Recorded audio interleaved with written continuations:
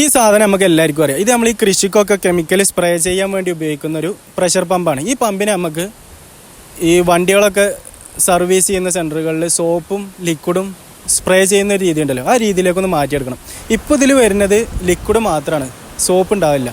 അപ്പോൾ നമുക്ക് സോപ്പും ലിക്വിഡും വരണം. അതെങ്ങനെ ചെയ്യാമെന്ന് നോക്കിയാലോ. അപ്പോൾ അതിന് നമുക്ക് ആവശ്യമുള്ള ഒരു കുഞ്ഞു സ്പോഞ്ചിൻ്റെ കഷ്ണം, പിന്നെ അതുപോലെ ഒരു സേഫ്റ്റി പിന്നും ഒരു ലൈറ്ററുമാണ്.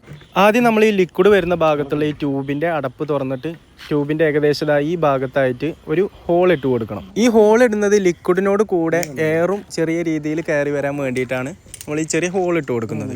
ഈ ലിക്വിഡിനോട് കൂടെ എയറും മിക്സ് ആയിട്ട് വരുമ്പോഴാണ് ഇത് ഫോം രൂപത്തിൽ പുറത്തേക്ക് വരുന്നത്. ശേഷം നമ്മളിത് നന്നായിട്ട് തന്നെ ടൈറ്റ് ചെയ്ത് കൊടുക്കണം. ഒരു കാരണവശാലും എയർ പുറത്തു പോകാൻ പാടില്ല. അത് കഴിഞ്ഞിട്ട് നമ്മൾ ഈ സ്പോഞ്ചിൻ്റെ ചെറിയൊരു പീസ് എടുത്തിട്ട് നമ്മുടെ ഈ ലിക്വിഡ് പുറത്തേക്ക് വരുന്ന നോബിൻ്റെ ഉള്ളിലായിട്ട് ഈ സ്പോഞ്ചിൻ്റെ പീസ് വെച്ച് കൊടുക്കണം.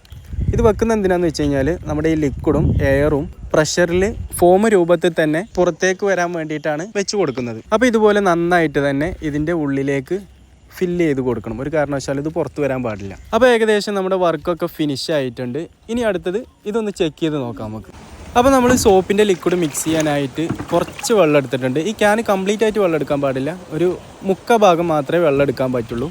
എന്നിട്ട് നമ്മൾ അതിൽ നമ്മുടെ ഈ കടയിൽ നിന്നൊക്കെ മേടിക്കാൻ കിട്ടുന്ന നമ്മൾ സാധാ വണ്ടിയൊക്കെ കഴുകാൻ യൂസ് ചെയ്യുന്ന ആ ഷാമ്പു ഉണ്ടല്ലോ, അത് 2 പാക്കറ്റ് എടുത്തിട്ടുണ്ട് ഞാനിവിടെ. അത് നന്നായിട്ട് നമ്മൾ മിക്സ് ചെയ്ത് കൊടുക്കുന്നുണ്ട്.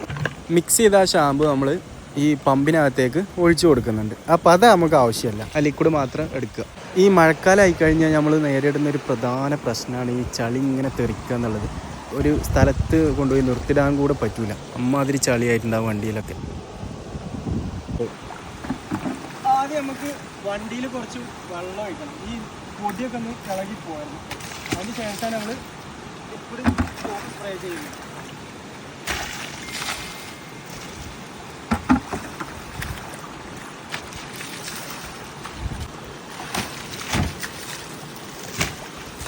ഇനി നമ്മൾ നന്നായിട്ട് തന്നെ എയർ പമ്പ് ചെയ്ത് കൊടുക്കണം. നമ്മൾ എത്ര എയർ ടൈറ്റിൽ പമ്പ് ചെയ്ത് കൊടുക്കുന്നോ അത്രയും ഫോഴ്സിൽ ഈ ഫോം പുറത്തേക്ക് വരും.